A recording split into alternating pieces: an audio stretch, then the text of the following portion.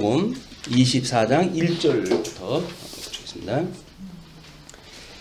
예수께서 성전에서 나와서 가실 때에 제자들이 성전 건물들을 가리켜 보이려고 나오니 대답하여 이르시되 너희가 이 모든 것을 보지 못하느냐? 내가 진실로 너희에게 이르노니 돌 하나도 돌 위에 남지 않고 다 무너뜨려지리라. 심각한 선언에 대한 이야기가 나옵니다. 이스라엘 백성들은 우리 솔로몬 성전이 세워진 이후로 해가지고 이 성전을 중심으로 해가지고 민족사가 이루어지고 있는데 예수님께서 그 성전이 무너질 것을 예언을 하다 하는 내용이 1절로 2절에서 소개가 되어집니다. 우리 왕국 내림의 예언이라고 이렇게 이야기를 했어요. 그 왕국의 내림이라는 이야기는 끊임없이 의와 나라를 구하라고 하셨던 주님께서 어떻게 왕국이 내리는가, 그거에 대한 이야기거든요. 그런데 제자들이 폼을 잡고 성전 건물들을 가리켜 보이려고 나왔어요. 그럴 때 예수님께서 너희가 이 모든 것을 보지 못하느냐. 그냥 성전의 건물 또 그것이 시대적 사명을 다했을 때 어떻게 되어지는지 구약 성경을 통해서 너무나 잘 예언이 됐던 내용들이거든요. 근데 제자들은 여전히 어제 있었던 성전이 오늘도 있고 오늘 있었던 성전은 주님이 설사 이 세상을 떠난다 할지라도 영원할까라고 하는 그런 그 믿음을 가지고 있는지 몰라요.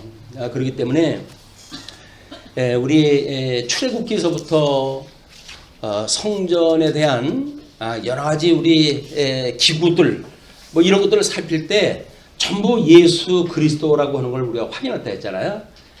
등불도 또는 떡상도 또는 거기는 향단도 이제 번제단도 물두멍도 전부 그것이 예수 그리스도에 대한 예표적인 사건이기 때문에 하나님의 이름을 두신 곳이라고 이렇게 이야기를 했어요. 하나님의 이름을 두신 곳. 그렇기 때문에 우리 요한복음에서는 하나님의 일이 뭡니까? 라고 물어봤을 때 내가 보낸 자 예수 그리스도를 믿는 것이 하나님의 일이야 라고 이야기를 했잖아요. 그러니까 우리가 그 성전을 중심으로 해가지고 하나님의 이름을 두셔서 어떻게 하나님의 영광을 드러내 보이시는지 이스라엘 2000년 역사를 통해 가지고 보여줬건만 이스라엘 백성들은 그거에 대한 감이 없습니다. 예수님을 한마디로 이렇게 이야기를 하는 거예요. 이 모든 것을 보지 못하느냐? 껍데기만 보고 그것이 어떻게 지금 이루어지기를 알지 못했냐? 그런 그 이야기죠. 그리고 이제 3절로부터 14절까지 재난의 시작에 있을 구체적 상황에 대해서 이제 예언을 하다 해주십니다. 자, 우리는 그래서 이제 역사적 배경에 대한 걸 제자들은 알지 못하는 그 역사적 배경을 우리는 통전적으로 구약 성경을 공부하면서 선지서에서 그 예언의 내용들을 전부 공부를 했고 그것이 지금 역사적으로 성취되어진 것까지 확인이 됐잖아요. 오늘은 이제 줄이 좀 길게 되어집니다. 우리 예수님이 지금 말씀하셨던 그 이야기는 모세 오경을 통해 가지고 이 언약된 대로 하나님이 가나안 땅에 하나님 나라를 우리 이제 역사서의 내용이라고 했어요. 역사서. 그래서 모세오경에서는 우리 언약자서원에 대한 이런 그 내용이라고 한다면 여기 역사서에 들어가게 되면 하나님 나라를 어떻게 하나님께서 이루어 가시는지에 대한 내용이라고 그렇게 이야기를 했어요. 그래서 우리가 모세오경을 언약이라고 이렇게 이야기를 했고 그 다음에 역사서의 내용을 성취라고 이렇게 이야기를 했거든요. 근데 역사서에 기록되어져 있는 성취의 내용은 에스라, 느헤미야, 에스더서라고 하는 역사서에 그냥 유수되어졌던 사람들이 돌아왔던 사건, 우리 회복되어졌던 사건, 이걸 통해 가지고 약술이 되어져 있어요. 이 약술이 되어져 있기 때문에 이거 깊은 의미를 보려고 한다면 선지서의 내용을 가지고 확인할 때 해야 되는데 우리 역사서에서 보통 통일 왕국이 이루어지는 창건의 역사 이것이 이루어질 때 시가서에 대한 배경 이거는 창건을 중심으로 했을 때 역사적 배경을 그렇게 이야기를 했어요. 하나님께서 어떻게 언약하신 대로 그 의와 나라를 이루시는 하나님의 나라를 지금 이루어가시는가, 이것이 찬양의 주된 내용들이에요. 그렇지만 이들이 이제 분국이 되어지고 유수되어지고 회복되어지는 이 어간에 있는 것들은 전부 선지서에 언약되어져 있는 내용들입니다. 선지서에. 그렇기 때문에 이 선지서의 내용이 보통 까다로운 게 아니에요. 여기에 이제 우리가 대선지서, 이 대선지서에서는 우리 이사야서, 에스겔서, 예레미야, 에스겔, 다니엘, 이것이 4대 선지서라고 이렇게 이야기를 했죠. 이걸 우리는 하나님의 의에 대한 이사야서의 그 내용이, 그 다음에 이제 이 세 가지는 하나님 나라에 대한 이야기인데, 예레미야는 자손에 대한 이야기, 에스겔은 땅에 대한 이야기, 그 다음에 다니엘은 통치에 대한 이야기. 그래서 하나님의 의와 나라에 대한 전반적인 구체적 그 예언의 내용이 선지서를 통해 가지고 우리가 쭉 확인을 한 바가 있습니다. 그런데 선지서에서는 이것이 예언되어진 거 아니에요? 예언. 근데 이제 중간기 400년간의 중간기가 이제 시작이 되어져서 중간기에 있었던 역사가 이 선지서의 내용이 구체적으로 역사적 성취가 이루어진 때, 역사적 성취, 이걸 우리가 마카비 왕조라고 이렇게 이야기했어요. 이 마카비 왕조. 마카비 왕조 때 이것이 구체적으로 역사적 성취가 이루어졌거든요. 그러니까 중간사를 통해 가지고 이 선지서가 어떻게 이루어졌는지를 이 사람들이 안다고 한다면 그 내용을 파악을 제대로 한 거예요. 그러나 선지서는 예언서이기 때문에 이걸 열어서 보여주지 않으면 사실은 잘 몰라요. 그 열어서 보여주는 것이 이 비밀이 드러난 겁니다. 그것이 이제 우리 중간기가 끝이 나고 예수님이 오셨던 사건이 이 모든 것에 대한 실체적 성취라고 이렇게 했어요. 이것이 이제 언약이라고 이야기를 했을 때 이 언약의 내용은 예수님을 통해 가지고 실체적으로 성취가 되어진다. 우리가 이렇게 이제 이야기를 한 거예요. 언약과 성취라고 하는 구약과 신약에 대한 우리가 구조를 그렇게 이제 잡아놓은 겁니다. 그러면 우리 주보에서 보시게 되면 그 좌측 상단에 선지서와 요한계시록의 유사성에 대한 걸 소개를 했다 해드렸죠.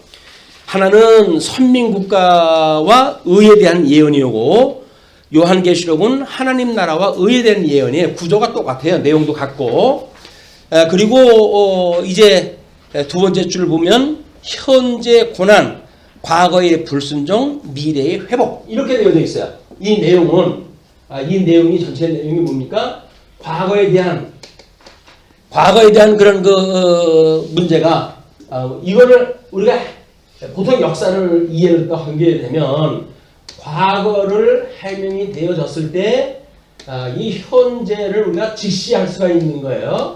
그리고 우리 미래에 대한 것이 예측이 되어지는 거거든요. 근데 지금 현재 예수님이 오셨을 때 이제 예수님은 성전이 무너질 것을 이야기를 하고 엄청난 고난이 임할 걸 이야기를 하고 있잖아요. 그러면 현재의 이 고난이라고 하는 역사적 사실은 과거가 제대로 해명이 돼야 되는 거예요. 근데 과거에 왜 이것이 그러면 이 고난에 임하게 되어졌는가? 이것이 불순종이라고 하는 이것 때문에 지금 현재 우리가 고난을 당한다는 거거든요. 그러나 하나님의 또 하나의 약속이 남아져 있기 때문에 이 고난 후에는, 미래에는 하나님의 회복의 역사가 이루어질 것이야 라고 하는 것을 우리 요 역사서의 내용을 가지고 확인할 수가 있단 말이에요. 그죠? 창건, 분국, 유수, 회복. 너희들이 지금 이렇게 이방에 망하게 되어진 것은 너희들이 과거에 불순종했기 때문에 이렇게 된 거야. 그러나 하나님께서 너희 다시 회복을 해준다 라고 하는 역사서, 선지서에 대한 내용을, 또는 역사서에서 이야기를 풀어낸 이야기들을 제대로 신학적인 이해가 되면 여기서 이 역사가 이제 해석이 되어지는 거예요. 근데 제자들은 성전이 무너진다고 예고를 했다 했고, 그리고 이제 예루살렘에 들어가면서 우리 나무를 갖다 저주해가지고 열매가 맺지 않는 이런 모습을 보여줬는데도 불구하고 성전에서 예수님이 나올 때 그 이야기는 뭐예요? 이거는 하나님의 이름을 두신 곳이 성전이라고 그렇게 이야기를 했잖아요. 근데 이름을 두신 곳이 무너진다는 이야기는 뭡니까? 예수 그리스도 하나님의 보낸 자, 그래서 하나님이 언약대로 이루신 분을 계시하시는 예수님이 성전에서 나간다는 거예요. 이름이 나간다는 이야기 뭡니까? 성전이 무너진다는 이야기랑 똑같은 거예요, 그게. 근데 예수님은 끊임없이 성전 무너진다, 이제 돌 위에 돌 하나도 남지 않을 거야 라고 이야기했음에도 불구하고 이태리 수입석으로 해가지고 어마어마하게 지어놓은 거거든요. 이스라엘 백성들한테 인기를 얻기 위해 가지고 거짓왕, 이때 헤롯이라고 하는 거짓 임금이 얼마나 공을 들여가지고 성전을 지었는지 몰라요. 인기를 이제 차지하려고. 그래야 자기가 거짓 왕이지만 이스라엘 백성들을 위해서 얼마나 성전을 사랑을 하고 관심을 갖고 있는지 이걸 증명해내는 일이란 말이에요. 우리는 나한테 잘하는 사람을 보게 되면 나한테 잘하니까 좋다고 생각할지도 몰라요. 이스라엘 백성들이 지금 헤롯이 성전을 이렇게 하고 나름대로 자기네들의 어떤 영역을 통일 왕국을 갖다가 만들어 놓은 거 아닙니까? 그러면 이 마카비 왕조 이후 것이 우리가 이제 이 신약성경의 배경이라고 그랬죠. 이것이 하스몬 왕국이란 말이에요. 하스몬 왕국에 대한 것이 이것이 끝나게 되면 헤롯 왕국이 지금 이루어지고 있는데 헤롯 왕국이 이루어질 때의 그 상황, 이런 눈에 보이는 성전으로서의 변화의 역사, 과거의 역사를 보게 되면 성전이 이렇게 가지고 완전히 불이 타져 없어지기까지 했고, 그럼에도 불구하고 우리 스룹바벨에 의해 가지고 성전을 다시 지어줘가지고 회복이 되어졌고, 그리고 165년 우리 마카비 왕조가 들었을 때 그 수리아의 안티오코스 4세에 의해 가지고 얼마나 망신을 당했습니까? 성전이 뭐 돼지 피로 해가지고 범벅을 해놓고. 그랬을 때 마카비 왕조가 이걸 회복을 했다 해가지고 수전을 했다고 이렇게 이야기했잖아요. 성전을 깨끗하게 하는 작업이 이루어졌다. 그런데도 불구하고 이런 과거의 역사의 내용을 알고 있을 터인데 제자들은 헤롯이 세워놨던 그 성전, 거짓 성전이에요. 이 거짓 성전, 이거에 지금 그 사람들은 목을 메고 있는 거예요, 이게. 예수님은 전혀 지금 이호선을 타고 있어요. 예수님이 가지고 있는 생각세계와 제자들이 가지고 있는 신학의 그 생각세계는 전혀 다른 데로 이게 흘러가고 있는 거거든요. 예수님께서 지금 직접적으로 그렇게 이야기를 하시는 겁니다. 너희들이 모든 것을 보지 못하느냐, 너는 시대를 분별하지 못하느냐, 그런 그 이야기나 마찬가지죠. 자, 그러면서 이제 3절로부터 14절까지 재난의 시작에 있을 구체적 상황에 대해서 이야기를 하는데, 예수께서 감람산 위에 앉으셨을 때에 제자들이 조용히 와서 이르되 우리에게 이루소서 어느 때에 이런 일이 있겠사오며, 돌 위에 돌 하나가 남지 않는다고 이야기를 하니까 어느 때 그런 일이 있습니까? 라고 해서 때를 이야기를 해요. 이제 예수님이 여기서 이야기했던 이제 우리 마태복음의 24장의 내용은 이 선지서에서 했던 이야기를 기반으로 해서 예수님이 재해석을 갖다 해주시는 모습들이에요. 이게 선지서에는 이렇게 되어져 있어. 그러니까 앞으로 내가 이렇게 이루어질 거야 라고 하는 거를 우리 복음서는 언약이라고 그랬고, 서신서에 대한 거는 이거 성취라고 이렇게 얘기했잖아요. 그러니까 우리가 성경을 해석을 할 때 모든 구약 성경은 예수님 때에 이르기까지 모든 것이 역사적으로 성취가 돼야 돼요. 문자적으로 성취가 돼야 돼요. 문자적으로 성취가 되어지고 역사적으로 성취가 되어지고, 그리고 신학적으로 예수 그리스도에 대한 예표적인 일이었다라고 정리가 끝나게 돼. 여기서 다니엘서를 끌고 와가지고 뭐 요한계시록의 이야기를 한다든지 이런 이야기는 해석학생 원리가 맞지 않는 거예요. 왜? 선지서에서 이야기했던 다니엘서에서 이야기했던 것 중간에 다 이루어진 사건이에요. 그렇기 때문에 예수님이 이렇게 선지서에서 아직도 이루어지지 아니한 것들 실체적으로 이루어질 때 어떻게 될 것인지에 대한 것을 재해석을 해주신다. 그러니까 다니엘서에서 우리 뭐 이제 다니엘이 말한 바 가증한 것이 성전에 설 때에는 라고 말하는 것 마찬가지로 구약성에서 이야기했고 역사적으로 성취되어진 걸 근거로 해가지고 새로운 언약을 갖다 하셨을 때 이것이 서인서에 와가지고 성취적 사건으로 이루어지는 거예요. 자, 그러면 지금 24장의 내용이 우리 주보에서 보시는 대로 이제 현재 고난, 과거 불순종, 미래 회복이라고 하는 것을 요한계시록에서는 지금 본 것과 지금 있는 일과 장차 될 일이라고 해가지고 과거, 현재, 미래로 해가지고 설명을 하는 거예요. 선지서에서는 너희들 불순종했기 때문에 지금 망했어. 그러나 하나님이 회복해 주실 거야 라고 하는 이야기지만 요한계시록에서 본 거 이 이야기는 과거에는 우리가 본 것, 그 다음에 현재 있는 것, 그리고 장차 올 일 이렇게 이야기를 해가지고 과거, 현재, 미래를 통해 가지고 요한계시록에 우리 요한이 이 기록을 갖다 했을 때 예수님이 이야기했던 이 약속에 의해서 어떻게 성취되어지는 걸 구체적으로 보여준 거예요. 그래서 우리가 요한계시록을 공부할 때 주보에 소개를 할 난이 없어가지고 별지로 드린 것이 있어요. 40대 이상한테만 별지로 드렸습니다. 왜냐면 젊은 세대는 눈이 좋아도 보이는데 눈이 안 보이실까봐 그걸 보여드렸으니까 거기에 제일 오른쪽 아래 그림을 보시게 되면 인대시는 권능과 재앙과 심판의 영광이라고 하는 도표를 그려드렸죠. 그것이 제일 왼쪽에 보게 되면 마태복음 24장에 대한 근거가 쭉 나와요. 그거를 이제 인을 뗄 때, 요한계시록에서 인을 뗄 때, 인을 뗀다는 이야기는 구약성경에 감춰져 있던 비밀을 우리 주님께서 어린 양이 이거를 떼는 거예요. 이걸 떼게 될 때 그것이 무슨 내용인지 요한계시록에 이제 우리 뭐 6장서부터 해가지고 쭉 소개가 되어지는 겁니다. 그것이 인 떼는 걸로 해가지고 나온 거예요. 그래서 다시 왼쪽 위에 걸 보시게 되면 네 번째 줄에 대선지서는 의와 자손, 땅, 통치, 주권 회복 이렇게 이야기를 했어요. 요거를 이제 설명을 한 거예요.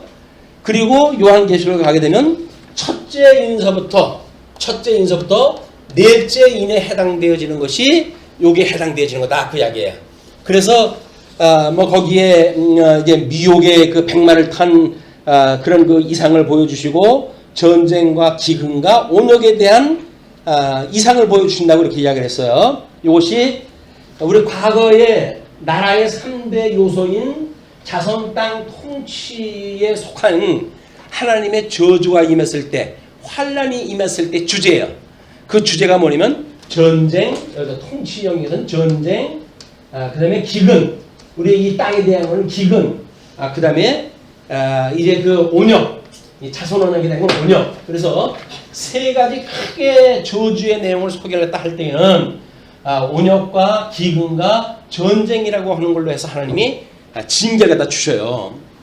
그러니까 그런 내용도 이런 조직을 통해 가지고 보게 되면 어떤 원리가 있게 되어지는 거예요.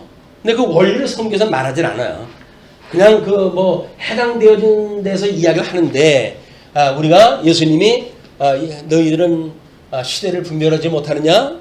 너희는 이것을 보지 못하느냐? 라고 이야기했던 것처럼 무슨 내용인지 모르고 성경을 해석을 하고 이제 지나갈 거예요. 우리는 이렇게 도표화가 됐으니까 이 이야기로구나 이렇게 알아들을 수가 있겠죠. 근데 그거를 우리 첫째서부터 넷째까지 미혹과 전쟁과 기근과 온역에 대한 이야기였었고 소선지서가 있어요. 여기 소선지서. 이 소선지서는 12가지의 선지서로 되어져 있는데 그 내용을 보게 되면 내가 이 대적을 보수를 갖다 해줄 거야 이렇게 이야기를 하셔요. 그렇게 했을 때 보수를 하기 위해 가지고 대적을 내가 멸망을 시킨다. 그리고 너희들을 이제 우리 그 언약 자손이에요. 이 언약 자손은 내가 회복을 시켜줄 거야. 이것이 소선지서 12개가 가지고 있는 구조의 내용이에요. 자, 그러면 요한계시록에 가니까 그것이 5번째 임서부터 7째 인에 대한 내용이에요. 그것이 뭐냐면 이제 그 요한이 거기서 이상을 보니까 기도하는 장면이 나왔을 때 권세가 변화가 되어지는 게 나오죠. 그러면 여기서 지금 우리가 대적을 보수한다. 대적 보수, 대적 진멸, 그 다음에 언약자손에 대한 회복. 이걸 이야기했을 때 보수를 위하여 하나님, 우리 뭐 요한 우리 저 사도행전 이렇게 이야기하죠. 대주제가 되시는 주님, 이것을 하감하시었고 우리가 어떠한 지금 위기에 있는지 주님 보시고 우리의 원수를 갚아주시기 바랍니다. 라고 기도를 갖다 하는 것이 장면이 나오잖아요. 복음서에서는 물론 음부의 권세가 무너뜨리지 못하는 교회를 세운다고 약속이 됐어요. 그 약속대로 이 기도가 되어졌을 때 하나님께서 이 기도를 들어주시는 장면이 진멸되어지는 장면이니까 진멸되어지는 장면을 보게 되면 권세의 변화되어지는 이런 그 모습들이 이제 보여지는 겁니다. 뭐 천재지변이 일어나고 이런 그 변화가 만들어지거든요. 이것이 대적을 진멸할 때 나타날 현상을 보여주신 거예요. 그리고 잠시 8장 1절에 가게 되면 단 한 절에 잠시 고요하더라 이렇게 해요. 고요하더라. 뭐예요? 하나님께서 이 심판이 끝이 나고 안식에 거하게 되어지는 회복에 임하게 되었다. 그런 그 이야기예요. 그러니까는 우리 과거에 있는 선지서를 잘 설명을 한 것이 요한계시록에 7인을 띄는 장면으로 해서 소개가 되어진 겁니다. 이게 그냥 하늘에서 뚝 떨어진 거 이야기하는 게 아무것도 없어요. 모든 것이 다 논리적으로 구조적으로 설명을 해가고 있다. 뭐 요한계시록을 공부할 적에 잘 공부가 됐다고 생각이 들지만 근데 몰라요. 저도 그래서 가끔 얘기를 듣고 이제 그러거든요. 왜냐하면 그런 그 일이 연관관계가 어떻게 되어지는지는 끊임없이 하나님의 말씀을 묵상을 갖다 할 때 일용할 양식을 삼을 때 그것이 우리들의 양식이 되어지기 때문에 한 번 공부한다고 끝나는 게 아니에요. 이게 성경은 끊임없이 묵상할 때 해야 되는 거거든요. 그러니까 뭐 강론을 들으시면서 묵상을 해도 좋고 성경을 읽으면서 묵상을 해도 좋고 여러 가지 방법을 통해서 묵상을 하시게 되면 과거에 배웠던 것들을 성령께서 기억을 나게 하실 거예요. 우리들한테. 그래서 이렇게 될 때 야 어떻게 이 수천 년의 역사를 하나 빈틈없이 하나님께서 이렇게 언약대로 이루어 가실까 이런 내용을 우리가 믿게 됐을 때 하나님은 지금 살아계시구나. 내가 아무리 지금 환난을 당하고 있을지라도 주님께서 나와 함께 하시기 때문에 나로 하여금 장차 하나님 나라를 나로 인도해 가실 거야 라고는 위로를 받을 수가 있는 거예요. 여기서 뭐 한 구절을 해가지고 복 있는 자는 어떻다라고 해가지고 그거 묵상된다는 이야기가 아니에요. 이게 전부 하나님의 말씀이기 때문에 물론 일용할 양식을 먹을 적에는 뭐 떡을 떼어가지고 한 부분을 먹겠죠. 그러나 그것이 전체의 이것이 한 부분이다. 그래서 우리가 이제 아마 웨스트민스터 신앙고백의 신도개요 같은 데 보게 되면 성경에 대한 이야기를 했을 때 이 구조의 전체 내용의 부분이라고 이렇게 나와요. 그 얘기는 뭡니까? 이미 성경이 아무리 부분을 갖다 본다고 하더라도 이 부분은 전체를 보여주는 부분이에요. 그게 이게 지혜인 거예요. 여기서 예수님 한 구절을 봤는데도 불구하고 전 성경을 다 볼 수 있는 비밀이 있는 거예요. 이제 그걸 요즘 이제 우리 주기도 주님 가서 지금 기도로 해가지고 그거를 양대언약으로 해가지고 우리 삼위일체 하나님과 사도신경의 관계와 이런 걸 통해 가지고 소개를 한 최심판 그림이 이제 소개가 되어질 거예요. 먼저는 사도신경과 우리 삼위일체는 언급이 안 됐었는데 주기도에다가 그것이 어떻게 하나님의 이 성경 역사를 갖다 섭리를 갖다 해가신 건지 그걸 갖다 소개를 갖다 하고 그리고 우리 사도신경과 삼위일체 하나님을 한꺼번에 소개를 갖다 했던 그림이 지금 나와져 있어요. 그러니까는 말씀은 하나님의 말씀이 6장에서 한 뭐 한 4구절 되어지는 내용인데 그거를 분해해서 확장을 시키고 확장을 갖다 해보게 되면 저 창세기 1장 1절서부터 요한계시록 끝까지의 내용을 압축한 내용이라는 게예요. 우리는 성경 부분을만 보면 안 돼요. 자꾸 우리가 확장을 시켜야 돼. 우리의 어떤 사고 체제를 확장을 시켜가지고 제일 처음에는 표대가 되시는 예수 그리스도를 거기서 만나게 되고 예수 그리스도를 만났다고 한다면 구약성경 전체가 지금 언약되어진 분 아닙니까? 구약성경 우리가 전체를 볼 수가 있는 거예요. 그리고 그뿐만입니까? 우리 신약성경에서 이게 다 성취되어진 걸로 돼 있잖아요. 계시로. 그럴 때 우리는 예수님 한 분을 만났을 때 창세기로부터 요한계시록 전체의 성경을 해석할 수가 있게 되어진다. 그런 이야기예요. 양식이 말씀이신 양식을 우리가 먹는 거지 한 끼 식사의 그 단순한 이야기가 아니라 한 조각을 먹어도 그거는 빵 전체에 대한 한 부분일 뿐이다. 이것이 성찬의 의미라고 이렇게 하겠어요. 떡을 떼면서 이 떡은 내 살이요 이 포도주는 나의 피라 라고 이야기한 거는 전체의 중에서 부분만을 띄워서 먹었죠 우리가. 그러나 그것은 전체를 먹었다는 이야기입니다. 예수 그리스도의 생명에 우리가 하나가 되었던 의미니까 우리가 얼마나 중요한 지금 이 성경관을 가지고 공부하고 있는지 이걸 이제 우리가 알 수가 있을 거예요. 물론 뭐 공부가 더욱 필요하게 되면 더욱 정진을 해야 되겠지만 수없이 반복되어지는 이야기니까 그래서 성경은 창세기로부터 요한계시록까지 하나의 맥을 따라가지고 이것이 설명되어지고 있다. 이제 그런 그 이야기입니다. 자, 그런데 거기에 그 밑에서 두 번째 줄 보시게 되면 선민국가 말기 고통받는 선민에게 살아계신 하나님의 말씀으로 회복을 예언하는 것 선지서의 내용들이 그 얘기란 말이에요.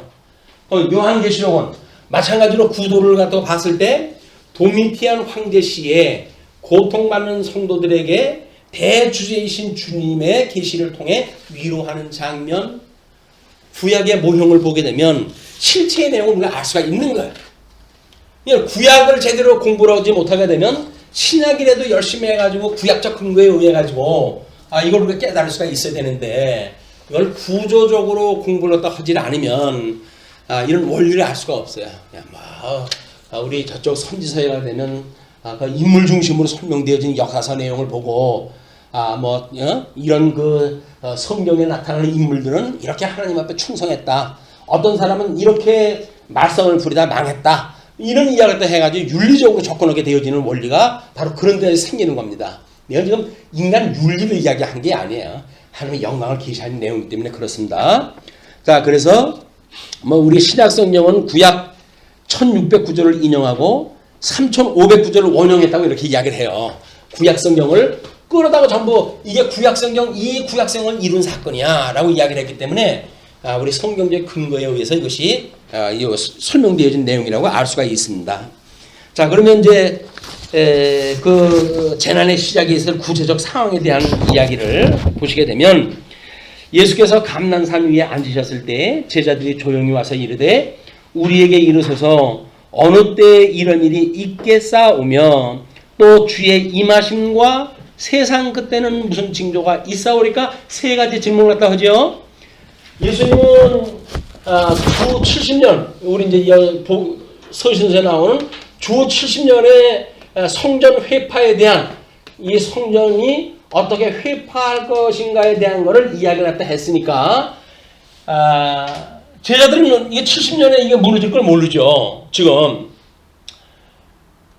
그러니까 예수님은 지금 이걸 내다보고 당신이 유수되어진 것은 당신의 죽으심에 대한 이야기고 그러니까 이것이 주 70년이면 성전이 무너질 걸 이야기를 하는데 제자들은 모르는 거예요. 그러나 예수님께서는 그렇게 이야기했을 때 제자들이 어느 때에 이런 일이 있사오며 어느 때는 두 가지 나눌 수가 있겠죠. 하나는 성전이 무너질 때 또 하나는 요한계시록에서 역사적으로 해가지고 모든 계시의 역사가 끝날 때 두 가지의 그 때를 이야기할 수가 있고 뿐만 아니라 무슨 징조가 있습니까? 그거예요. 어느 때 이런 일이 있겠사오며 또 주의 임하심과 세상 끝에는 무슨 징조가 있사오리까? 징조를 갖다 이야기해. 징조. 자, 그러면 예수님이 그거에 대한 대답을 좀 하실 거니까 예수께서 대답하여 이르시되 너희가 사람의 미혹을 받지 않도록 주의하라. 그걸 우리 주보의 가운데 그 그림을 보시게 되면 마태복음 24장의 예언과 요한계시록 6장의 권능을 통한 영광을 비교했던 그 도표가 있어요. 거기에 마태복음 24장 4절에서 너희가 사람의 미혹을 받지 않도록 주의하라 라고 하는 것을 6장 2절 계시록 첫째 인을 뗄 때 흰말을 탄 자가 활을 가졌고 면류관을 받고 이기고 또 이기려고 하더라 라고 하는 것이 미혹의 영이라고 이렇게 이야기해서 첫 번째 영이 미혹의 영이다. 백마를 탄 그런 그 천사의 모습은 미혹의 영이다. 그 다음에 이제 두 번째 우리 또 보시게 되면 5절에 많은 사람이 내 이름으로 와서 이르되 나는 그리스도라 하여 많은 사람을 미혹하리라. 이건 물론 뭐 우리 계시록까지 완성이 되어진 일이지만 지금도 자기가 재림주 연연하는 이런 그 이단 교주들이 있잖아요. 이단 교주. 이 사람들은 특징이 자기가 메시아라는 거예요. 기름 부음 받은 자다. 그러니까 그들이 보는 성경관이 얼마나 왜곡됐는지 우리가 알 수가 있죠. 그러니까 우리는 뭐 어떤 걸로 또 해가지고 어떻게 해야 이 사람들이 제대로 성경을 믿느냐, 우리 교회에서 내쫓을 수가 있느냐라고는 부분적으로 접근하는 일은 너무 국부적인 이야기예요.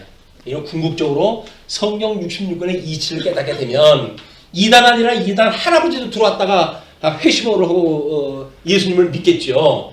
만약에 택한 백성이면 회개를 또 할 거예요. 아직 회개할 때가 안 됐거나 아주 멸망될 자라고 한다면 여기서 그냥 교회에 나가는 걸로 해서 끝날 겁니다. 그 사람들은. 그래서 이단들이 들어와가지고 이 말씀을 듣고 회심의 역사가 일어나고 이것이 신앙 간증이 일어나기 시작하게 되면 우리 교회 좁아가지고 이사 가야 돼요. 근데 아직 때가 안 됐으니까 그 사람들한테 이걸 들려주시질 않아 하나님께서. 어떻게 지금 이 성경이 되어졌는지 그 의미를 알게 되면 회심의 역사가 일어날 겁니다. 마찬가지로 지금도 주님의 몸된 교회 생활하는 우리들도 마찬가지죠. 이걸 통해서 우리 주님이 해가시는 역사가 살아계시는 하나님이 지금 우리 하나님 보호자 우편에서 여전히 우리를 위하여 중보기도도 하고 계시고 그리고 재림하실 때까지 이 재림을 갖다 하실 때까지 우리 주님께서 우리를 이렇게 보고 계시다고 하는 그 이야기가 신앙생활하면서 우리의 신앙의 기본인 거예요. 주님은 우리와 함께 계셔. 그래서 우리는 대주제가 되시는 예수님만을 바라보는 거예요. 왜? 이분이 온전케 해가니까. 주님의 몸은, 이 주님의 몸인 교회는 오직 예수 그리스도께서 완성을 갖다 해가는 거거든요. 여기서 약속했던 대로 주님의 몸된 서신서의 모든 내용들은 계시로는 완성이 되어졌지만 믿음으로 사는 사람들도 온전케 되어져가는 체험할 수가 있는 거예요. 그래서 교회 살이 중요하다는 겁니다. 체험할 수 있는 것. 계시로 이 계시의 사건으로만 이해를 갖다 한다면 모르지만 계시로만 이해를 갖다 하는 사람이 교회에 등한히 여길 수가 없어요. 교회를 등한히 여긴다는 이야기는 이걸 계시로 제대로 이해를 못하기 때문에 그렇다. 그러나 만약에 이걸 중요하게 여기게 되면 몸된 교회를 주님께서 친히 역사해가는 걸 보이죠. 뿐만 아니라 우리는 지어져가는 성전인 줄 모르느냐 라고 하는 우리 각자의 성도들의 지체, 이 지체가 만들어져가는 그걸 우리가 성화라고 이렇게 이야기를 하잖아요. 이 성화의 장면이 주님께서 행하는 것이 느껴져요. 이게 나는 죄인인데, 말할 수 없는 죄인인데 주님께서 나로 하여금 은혜를 주셔서 나를 붙들어서 나의 의지와 상관없이 하나님의 사람으로 만들어간다고 하는 것이 믿어지게 되어진단 말이에요. 그것이 예수님과 함께 살아가는 삶이에요. 임마누엘 주님을 우리가 고백을 하면서 살아가는 삶이야말로 주님께서 나하고 함께 하신다. 오늘 세례 받을 때 뭐라 그랬어요? 주님과 함께 죽고 예수님과 함께 죽고 예수님과 함께 부활했다고 이렇게 믿잖아요. 예수님과 함께 죽었다는 이야기는 뭐예요? 세속에 대한 건 나는 이미 죽어서 없다. 모든 죄로부터 저주받았던 모든 건 내가 죽었다. 이 죄로부터 죽었다. 난 죄가 없는 사람이에요. 그리고 하나님의 의로 인해 부활하셨던 예수님과 내가 한 몸이 되어져서 우리 하나님 저 우편에 계셨던 주님과 나의 영은 함께 늘 교통을 하고 있다고 믿어지는 거예요. 그것이 사도신경 성령에 대한 걸 이야기를 할 때 우리가 고백을 하는 겁니다. 뭐라고 고백을 해요? 성령을 믿사오며 공교회와 성도의 교통과 그 다음에 죄를 사해 주실 것과 몸이 다시 살 것과 영원히 살 것을 믿사옵니다. 이렇게 고백을 하잖아요.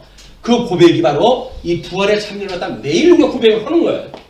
말로만 이걸 해가지고는 아무런 의미가 없죠. 이것이 깨달음이 와야 돼요.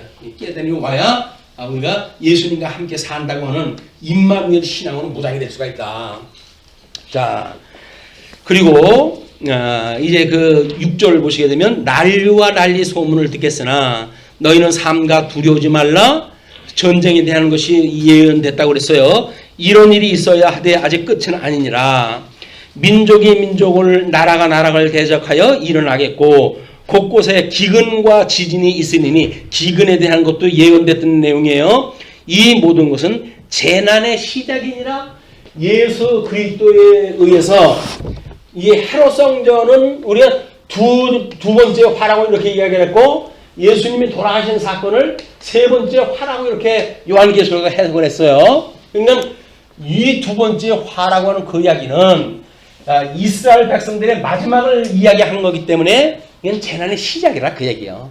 실적인 거는 예수님의 셋째 화가 있게 되어지고 셋째 화에 참여하는 모든 성도들, 이 모든 성도들이 예수 그리스도의 고난에 참여하는 바가 되어지기 때문에 이거는 세상 끝날까지 끊임없이 우리가 이 대적자들의 이 공격에 노출되어져 있다. 그때 주님을 믿는 우리들은 주님 앞에 모든 것을 맡기고 그리고 위로를 받고 때로는 소망을 가지고 그런 믿음을 가지고 살아가는 성도들의 삶이다. 그런 그 이야기예요.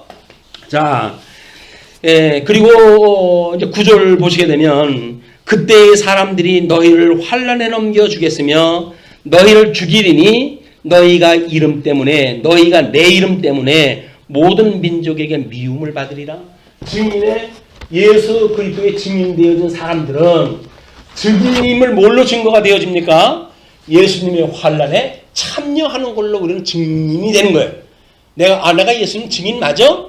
라고 하는 사람들이 배부르다고 하면 증인 사람 아니에요. 예수님은 하나님과 영광됨을 버리시고 여기 인간의 모습을 입고 천하게 오신 분인데 그분을 믿는다고 하는 사람들이 배가 불러가지고 이 세상 살만하네 라고 하는 걸 생각을 가지고 산다고 한다면 그 사람 증인들이 아니에요. 수천 명이 모는 교회라고 할지도 마찬가지예요. 목사들이 부동산이나 투자를 갖다 하고 그리고 뭐 떼돈을 갖다 해가지고 여기저기다 꿍쳐두고 그걸로 관력이 우해가지고 특수 무슨 장부를 갖다 만들고 이런 거는 증인의 삶이 아니에요. 근데 재미난 거는 증인의 삶이 아닌데도 불구하고 그들이 말을 하는 건 들으래요. 우리 보고 이 행위는 따라하지 말되 그들이 말하는 건 들어라. 그런 이야기예요. 왜? 성경 이야기 하니까. 성경 이야기하니까 성경 이야기만 들으면 돼요. 근데 행위, 하는 꼴을 보니까 저건 아니지 라고 하는 일이 있었을 때 말 듣는 것까지 포기하지 말고 복음은 듣고 행위는 따라하지 마라. 우리 전 시간 공부했던 내용이에요. 자, 그리고 이제 10절을 보시게 되면 거기에 그때 많은 사람이 실족하게 되어 서로 잡아주고 서로 미워하겠으며 고소 사건이 그냥 막 이루어지는 거예요. 거짓 선지자가 많이 일어나 많은 사람을 미혹하겠으며 불법이 성함으로 많은 사람의 사랑이 식어지리라. 이런 고난이 길어지게 되면 하나님께서 옥속을 가려낼 때 고난이 길 때 체질을 갖다 하듯이 거짓 증인들은 전부 퇴출을 갖다 시키셔요. 그리고 이기는 자, 구약 성경에서 이야기하는 남은 자, 이런 사람들만 우리 주님 오신 날까지 우리를 데려가시는 거예요, 이게. 그러니까 청함을 받은 사람은 많대 부르심을 입은 자는 적다라고 이야기했다 했듯이 뭐 교회에 지금 뭐 얼마나 많은 군중들이 몰려 들어와 있습니까? 그러나 환란이 있을 때 그 사람들이 주님의 몸된 교회에 남아져 있는가? 아니면 세상을 향해 가지고 아이고 세상 가서 사는 게 낫지 여기서 더 못 살겠다라고 하는 생각이 있다고 한다면 그 사람은 퇴출된 거예요. 퇴출. 자기가 자원해서 나간 것 같지만 그는 성전의 주이신 주님께서 퇴출시켜버린 거다. 그래서 우리가 경각심을 가질 필요가 있는 겁니다. 자, 그리고 15절로 22절 보게 되면 성전 회파 시의 재난의 상황과 대책을 알려주신다고 그랬어요. 이거는 재난 전, 이걸 둘째 화라고 가로를 쳐놓고 옆에다 소개를 갖다 해놨어요. 재난 전에 대한 대책. 거기에 이제 강구를 갖다 했을 때 증인들의 활동이 소개가 되어지고 그러는데, 자, 우리 재난에 대한 이야기는 우리 6절서부터 8절, 24장 6절서부터 8절에 전쟁의 소문, 기근과 지진이 있으니 끝이 아니다 라고 했던 내용들이 요한계시록 6장 3절로 8절 넷째 인을 뗄 때에 그런 걸로 전부 보여주는 사건으로 소개가 되어졌고, 그 다음에 이제 14절에 그러나 끝까지 견디는 자는 구원을 얻으리라. 이 천국 복음이 모든 민족에게 증언되기 위하여 온 세상에 전파되리니 그제야 끝이 오리라. 언제 이런 일이 있겠습니까? 라고 이야기했을 때 우리 예수님이 십자가에 못 박아 죽으시고 그를 믿는 성도들이 고난을 받고 이 역사가 있을 때 세상 끝까지 복음이 증거될 때까지 계속된다. 성경 계시는 끝났지만 믿음으로 사는 현재의 성도들도 마찬가지로 성도를 향한 공격이 끊임없어요. 예수를 믿는다고 그러면은 야, 예수 믿는 게 밥 먹여주냐? 라고 해가지고 예수 믿지 못하게 만들든지 세속화 시킨다든지 신비주의를 끌고 내려간다든지 이런 진리를 왜곡시킨다든지 수많은 도전을 우리가 받고 있다. 그래서 주일날 하루 성경 공부하는 그 이야기는 그만큼 우리한테 가치로운 거예요. 이게. 그런 뒤에 15절로 22절의 그 이야기입니다. 그러므로 너희가 선지자 다니엘이 말한 바 멸망에 가증한 것이 거룩한 것에 선 것을 보거든 읽는 자는 깨달을진저 그때 유대에 있는 자들은 산으로 도망할지어다. 지붕 위에 있는 자는 집 안에 있는 물건을 가지러 내려가지 말고, 위급사항이에요. 밭에 있는 자는 겉옷을 가지러 뒤로 돌아키지 말지어다. 그날에는 아이 벤 자들과 젖먹이는 자들에게 화가 있으리로다. 왜? 우리 모성애를 가지고 있는 엄마는 그 아기를 포기할 수가 없잖아요. 그 아기가 짐이 되어져가지고 결국은 함께 죽게 되어지는 이런 비극의 역사가 일어나기 때문에 화가 있다. 그런 그 이야기입니다. 너희가 도망하는 일이 겨울에나 안식일에 되지 않도록 기도하라. 왜냐면 이때 구약성경에서 이때는 겨울에 일이 일어났었어요. 사람들이 얼마나 고생을 했는지 말이야. 날은 춥지, 배는 고프지. 제일 서러운 게 뭐예요? 배고프고 날 추운 거예요. 고난사에 우리 인간의 고난사도 마찬가지입니다. 배고픈 거밖에 서러운 게 없어요.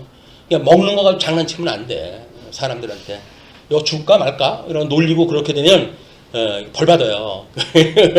사람이 그것 때문에 얼마나 힘든 건데 먹는 거 가지고 우리 시험에 들게 하지 말도록 우리가 늘 기도할 일입니다. 또 먹는 것뿐만이 아니죠. 날은 바깥은 추운데 방에 냉골에서 자던 사람이 아침에 나가면 얼마나 춥겠어요. 하는 말이 왜 이렇게 얇게 입고 나왔어? 좀 두껍게 입고 나오지. 언제 사줬어? 말로만 두꺼운 걸 갖다 입으라고 그러니까 약 올리는 거야 지금. 그러니까 없는 사람들한테 함부로 하는 거는 주님한테 함부로 하는 거랑 똑같은 거예요 이게. 우리가 이 겸손한 그 한 예수 그리스도의 형상을 닮아간다는 이야기는 그만큼 이 아이콘 자체가 섬김의 그런 자세를 갖게 되어진 거다.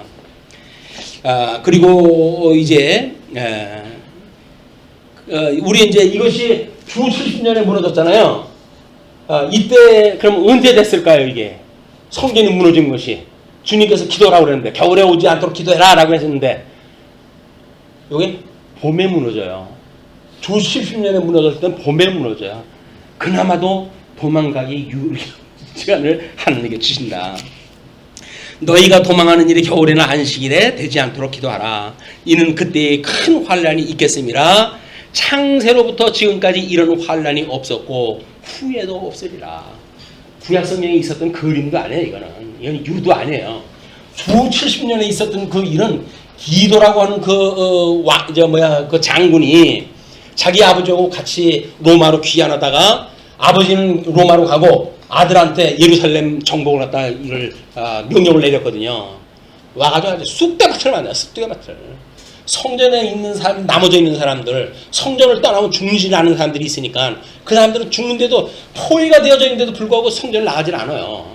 그 성전을 무너뜨리고 들어와가지고 그냥 애를 뭐 잉태하고 있는 여자의 배를 갖다 갈라내고 가진 피를 다 흘리게 만들고 끔찍한 일들이 벌어지는 거예요. 인간으로서는 도저히 할 수 없는 그런 살육이 여기서 이제 벌어지게 됩니다. 예수님이 그걸 보고 얼마나 마음이 아프셨겠어요. 그냥 예루살렘을 보시고 우신 거예요. 너희들이 지금 되어질 일을 너희들이 모르니까 다 뭐 사내들이니 어쩌고 저쩌고 해가지고 배부른 소리들을 하고 있지. 조금 있으면 너희들 다 죽는데 내가 지금 그 일을 갖다 전하러 왔는데 나를 몰라보니 그것 때문에 예수님이 그렇게 말씀하시는 거다. 자, 그리고 그 날들을 감하지 아니하면 모든 육체가 구원을 얻지 못할 것이나 그러나 택하신 자들을 위하여 그 날들을 감하시리라.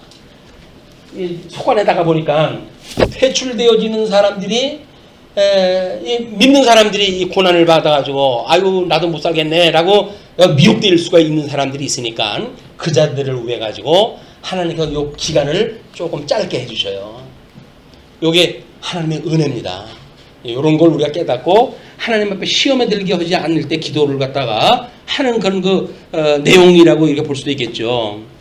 그리고 이제 23절부터 38절 보시게 되면 성전 회파 이후 재난의 상황과 대책을 일러주심 이렇게 이야기를 했고 설명한 난에 재난 후 오늘 셋째 화에 대한 대책이라고 이렇게 이야기를 했어요.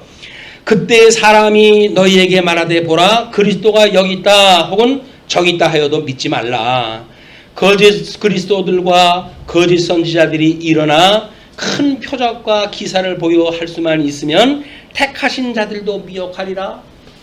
예수님이 이제 셋째 화에 의해 가지고 십자가에 돌아가시잖아요. 건물로 봤을 적엔 주 70년에 이 성전이 무너지지요.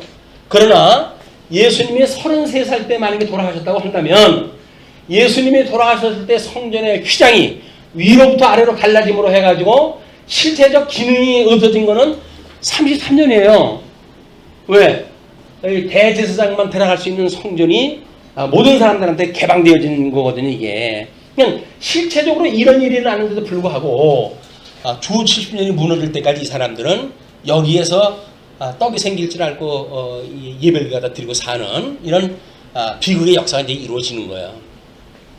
둘째와 화째, 이 셋째와 이것이 물론 인을 뗀 그런 걸로 해가지고 대척점에 그것이 있는 걸 그림으로 소개해 드린 적이 있어요. 자, 그러면서 우리 25절 보라 내가 너희에게 미리 말하였노라. 나중에 핑계대면 안 돼. 나는 못 들었어요 라고 말하면 안 돼. 내가 미리 말했어. 그렇게 이야기를 하는 거예요. 그러면 사람들이 너희에게 말하되 보라 그리스도가 광야에 있다 하여도 나가지 말고 보라 골방에 있다 하여도 믿지 말라. 그것이 땅덩어리 크긴 차지해가지고 고래등 같은 그런 어떤 예배당을 짓고 그리스도가 여기 계시다 하더라도 그런 거 쏟지 말라는 이야기나 같은 의미로 해석하라고 싶네요. 번개가 동편에서 나서 서편까지 번쩍임 같이 인자의 임함도 그러하리라. 죽음이 있는 곳에는 독수리들이 모일 것이라. 원래 독수리는 그 사체를 먹고 살잖아요. 그건 새의 밥이 되게끔 만들겠다. 이제 그런 그 이야기입니다. 그러면서 29절로 31절 보시게 되면 예수 그리스도 재림의 광경과 사역을 갖다 알려주셔요. 그 설명을 보시게 되면 재림과 말세적 사역, 전체적 징조라고 이렇게 이야기했다 했는데 그걸 요한계시록에서는 16장에서 어린 양 심판으로 보여주는 그림입니다. 자, 그러면서 우리 29절 그날 환난 후에 즉시 해가 어두워지며 달이 빛을 내지 아니하며 별들이 하늘에서 떨어지며 천재지변이 일어난다는 이야기예요. 하늘의 권능들이 흔들리리라. 그때 인자의 징조가 하늘에서 보이겠고 그때 땅의 모든 족속들이 통곡하며 그들이 인자가 구름을 타고 능력과 큰 영광으로 오는 것을 보리라. 그가 큰 나팔 소리와 함께 천사들을 보내리니 그들이 그의 택하신 자들을 하늘 이 끝에서 저 끝까지 사방에서 모으리라. 그래서 신령한 생명을 갖게 되어진 사람들은 그 천사장의 나팔 소리를 듣고 예수님 앞에 모이게 되어진다. 그런 그 이야기예요. 그래서 우리 그 주보 앞면에 보시게 되면 4페이지에 재림 시간에 대한 걸 소개를 또 해드렸어요. 예수 재림이 지니는 특징 해가지고 첫째, 하나님만이 재림 시간을 아신다. 이거는 결혼의 예를 들어가지고 몇 번 소개를 해드렸어요. 초림 때는 예수님이 이제 우리 신부를 맞이하러 온 거지요. 약혼을 갖다 하고 그리고 아버지께로 올라갔잖아요. 그걸 우리 하나님이 우자하신 거란 말이에요. 근데 신랑이 가서 하는 일이 뭘까요? 우리가 거처할 집을 마련하는 거예요. 왜? 자기 신부를 데리고 살아야 되니까. 그래서 남자는 집을 마련해야 되는데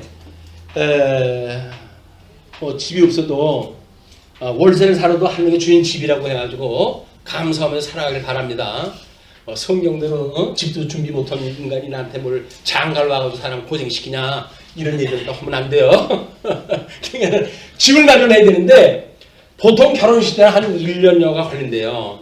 약혼을 갖다 하고 1년 있으면 아버지가 이제 집도 다 됐고 그러니 신부를 데리고 오거라 해가지고 신랑을 보내는 거예요. 신랑을 보내는 것이 지금 재림 사건이에요.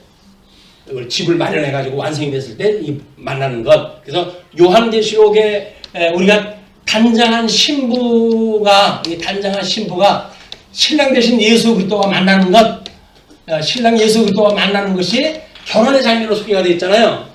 여기 구약의 이런 결혼 문화를 통해 가지고 이 복음에 대한 모든 걸 갖다 소개를 다 한 거예요. 그러니까 일반 계시적인 사건이나 이런 것도 여전히 예수 그리스도를 설명하는 복음을 설명하는 도구로 하나님 다 사용하다 하셨다. 자, 그리고 그날 이제 환란 후에 즉시 해가 어두워지며 그렇게 권능이 흔들리리라. 그때 인자의 징조가 하늘에서 보이겠고 그 땅의 모든 족속들이 통곡하며 그들이 인자가 구름을 타고 능력과 큰 영광으로 오는 것을 보리라.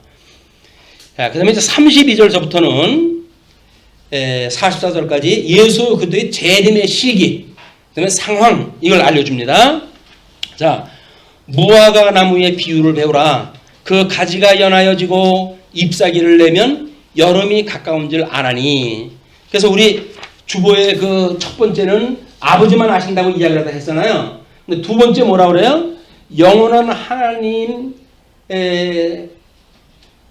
나라를 잊고 현실 세계에 집착하는 자에게는 갑작스럽게 임할 것이다. 재림이 이렇게 끊임없이 일용할 양식을 먹어가면서 징조에 대한 걸 끊임없이 묵상하는 사람들에게는 이걸 알 수가 있지만 이 단장한 신부처럼 해가지고 자기를 이걸 거룩한 모습으로 이제 만들어갈 거 아닙니까? 이제 성화의 장면이라고 이야기를 했어요. 그러나 그렇지 않은 사람들은 대충 까이거 이렇게 살다가 우리 주님 오신 날을 맞이하게 된다. 그런 그 이야기예요. 세 번째, 깨어있는 자는 그 시점은 모른다 해도 징조를 읽을 수 있다. 끊임없이 이 말씀을 우리가 일용할 양식으로 먹어야 재림을 갖다 했을 때 그 징조가 서쪽 하늘에 해무리가 졌네? 라고 하는 징조를 보게 되면 비 오겠네? 라고 하는 걸 읽어내듯이 이런 거를 역사적인 징조를 우리가 읽어낼 수가 있다는 거예요. 자, 그 다음에 네 번째, 그때로부터 영생과 영벌의 세계가 완연히 구별될 것이다. 백보자 심판으로 해가지고 심판이 되어지는 겁니다. 자, 그러면 이와 같이 너희도 이 모든 일을 보거든 인자가 가까이 곧 문 앞에 이른 줄 알라. 내가 진실로 너에게 이르노니 이 세대가 지나가기 전에 이 일이 다 일어나리라.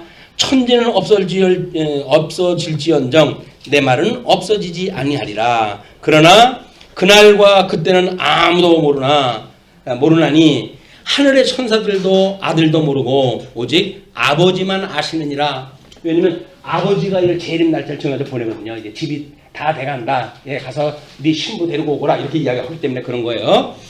노아의 때와 같이 인자의 임함도 그러하리라. 징조입니다. 노아 때, 우리는 구약성경 노아 때의 장면을 이제 알고 있잖아요.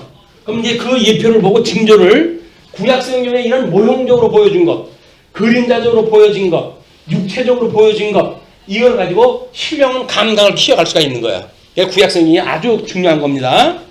그렇게 했을 때 홍수전에 노아가 방주에 들어가던 날까지 사람들이 먹고 마시고 장가들고 시집가고 있으면서 홍수가 나서 그들을 다 멸하기까지 깨닫지 못하였으니 인자의 임함도 이와 같으리라.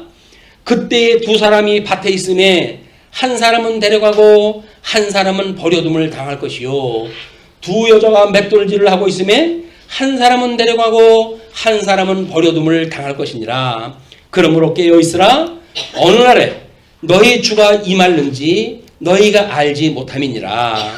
너희도 아는 바니 만일 집주인이 도둑이 어느 시각에 올 줄을 알았더라면 깨어있어 그 집을 뚫지 못하게 하였으리라. 이러므로 너희도 준비하고 있으라. 생각하지 않은 때에 인자가 오리라. 우리 깨어있어야 될 이유가 있는 거죠. 그러면서 44절입니다.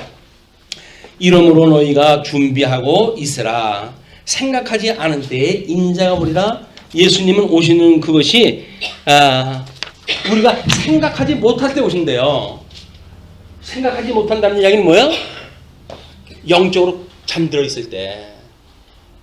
그래서 우리가 늘 깨어 있다는 이야기는 영적 경각심을 가지고 끊임없이 예수님하고 우리가 함께 있다고 하는 걸 깨닫는 이런 신앙생활의 본질을 놓치게 되면 안 된다. 세상은 잠시 있다가 다 없어져요. 아무리 길게 살아야 뭐 90살 살면은 요즘 뭐 다 그냥 산 세상들 아닙니까? 넉넉 잡고 90살. 근데 90년 뭐 20, 30년 늙어가지고 더 산들 무슨 뭐가 있겠어요.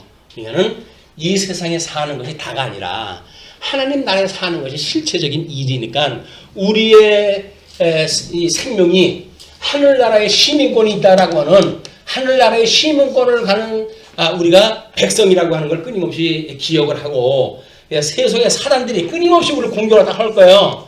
이런저런 걸 가지고 공격을 할 거예요. 건강을 통해서 공격을 하고 뭐 경제적인 걸 가지고 공격을 하고 뭐 수없는 방법으로 이게 전방위로 공격을 해옵니다. 그러나 우리가 우리에게 죄인 자를 사해 준 것처럼 우리 죄를 사합시고 우리를 공격하는 자라 할지라도 그들을 사하시고 그리고 우리가 시험에 들게 하지 마시고 끊임없이 공격해오는 것에서부터 시험에 들게 하지 말게 해달래요.